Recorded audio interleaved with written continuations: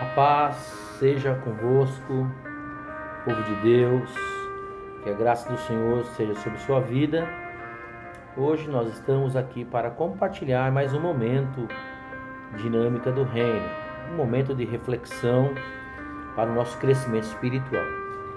Hoje eu quero iniciar com um texto do Salmo 27, que diz assim: O Senhor é a minha luz e a minha salvação. A quem temerei?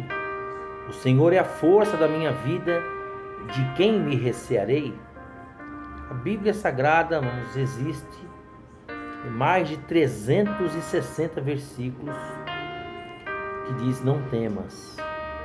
Deus é aquela pessoa que está sempre conosco, nas nossas lutas, nas nossas fraquezas, nas nossas dificuldades. Sempre Deus está nos encorajando, dizendo que está conosco, e está mesmo. Deus está conosco em todos os momentos da nossa vida. Por isso ele diz: não temas. Eu quero falar sobre o medo natural e o medo que às vezes vai além do natural. E nós precisamos administrar esse sentimento, essa emoção, essa reação natural que existe em nós. Eu quero aqui compartilhar uma definição que eu peguei. O medo é uma reação natural da emoção que todo ser humano apresenta e que atua como um sinal de alerta contra possíveis perigos. Ele pode causar estresse, ansiedade e sensações de luta ou de fuga. O medo não existia na vida de Adão e Eva. O medo foi o primeiro efeito do pecado quando ouviram a voz de Deus no jardim. Eles ouviram a voz de Deus, temeram e foram se esconder. O medo só apareceu depois do pecado. A Bíblia Sagrada, ela nos fala em 1 Timóteo 1,7, diz assim: Deus não nos deu um espírito do medo, mas de amor, poder e moderação. Então o medo, ele existe, ele é um sinal de alerta contra o perigo, uma defesa natural. Mas quando ele passa desse limite, quando a alma do homem começa a ser dominada pelo medo, isso pode se transformar numa fobia. Então o medo é uma reação, mas ele não pode ser uma coisa constante em nossa vida.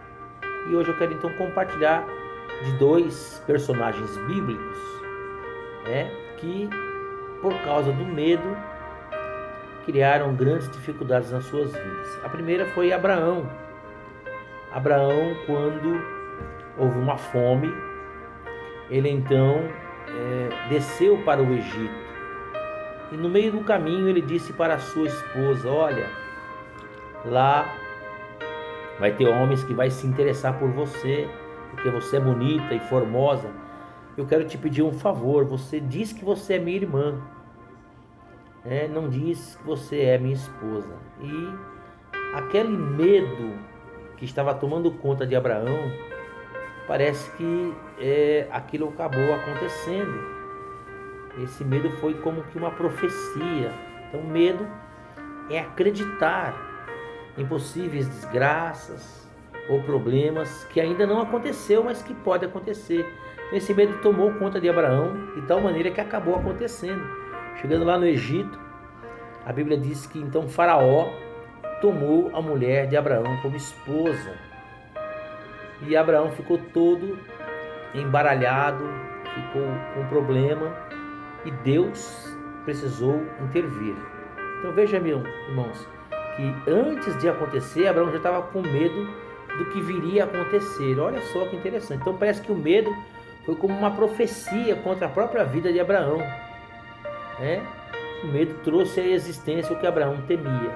Então olha só que interessante esse texto bíblico. E Abraão foi o pai da fé. Deus lhe tinha promessas, e estava com ele, mas ele, dominado pelo medo, mentiu, falou que a sua esposa não era, sua esposa era sua irmã, e de fato ele temia e acabou acontecendo. E a Bíblia conta outra passagem de Isaac, seu filho. Também, mesmo Deus se manifestando, dizendo: não desça ao Egito, mas habite nessa terra e eu serei contigo, e eu vou cumprir em você todas as promessas que eu disse a seu pai Abraão, e eu serei contigo. E a Bíblia diz que então ele foi morar em Gerar, e lá também a esposa de Isaac era muito formosa, e ele acabou fazendo a mesma coisa que o seu pai: diga que você é minha irmã, não diga que você é minha esposa. E a Bíblia diz então que Abimeleque, olhando ele brincando com a sua suposta irmã, percebeu que não era irmã, era sua esposa, e chamou ele e o repreendeu, dizendo: você trouxe um perigo para a nossa cidade, porque qualquer homem poderia ter tomado a sua esposa como mulher e teria cometido um delito aqui na nossa cidade. Então veja que o medo acabou fazendo esses homens mentirem e acabou trazendo grandes problemas para eles. Então o medo, ele precisa ser administrado. Quando nós começarmos a ter medo de falar a verdade, alguma coisa está errada. Não tenha medo de falar a verdade, não tenha medo de dizer o que realmente aconteceu. Quando Pedro, tomado pelo medo, Pedro dominado pelo medo de morrer, depois que Jesus foi preso, a Bíblia diz que ele negou com um juramento que não o conhecia. Então olha só o que o medo faz com o ser humano. Então não deixe que a sua alma fique dominada pelo medo. Quando você perceber que o medo quer controlar você, entre em oração, porque Deus não nos deu um espírito de medo, mas de amor, de poder e de moderação. E para aqui, vamos terminar nossa pequena reflexão. Provérbios 29, 25 diz assim: o receio do homem lhe armará laços, mas o que confia no Senhor será posto em alto retiro. O receio do homem lhe armará laços, mas o que confia no Senhor será posto em alto retiro. Então veja que o medo pode criar armadilhas contra nós mesmos. Então viva a verdade, fala a verdade, ande na verdade, porque quando nós então, por causa do medo, falamos alguma coisa que não é verdade e que é mentira, é tudo que o inimigo precisa para ele atrapalhar a nossa vida. E eu quero deixar aqui esse texto para finalizar: não temas, porque eu sou contigo, não te assombres, porque eu sou o teu Deus, eu te esforço, eu te ajudo com a destra da minha justiça. Amém? Deus Pai, em nome de Jesus Cristo, eu quero orar, abençoar o coração dos seus filhos, da sua igreja, com espírito de amor, poder e moderação, espírito de ousadia, de coragem. Ajuda-nos a cada dia nas nossas lutas, ajuda-nos, ó Pai, nas nossas dificuldades, nas provas, nas grandes lutas da vida. Ajuda-nos a atravessar com espírito de coragem.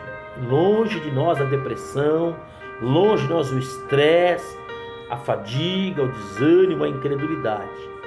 Que nos momentos das batalhas o Senhor possa nos encorajar. É a nossa oração, abençoando a tua igreja, todos os teus filhos, em nome de Jesus. Deus abençoe, querido, e até quinta-feira, para a glória de Deus.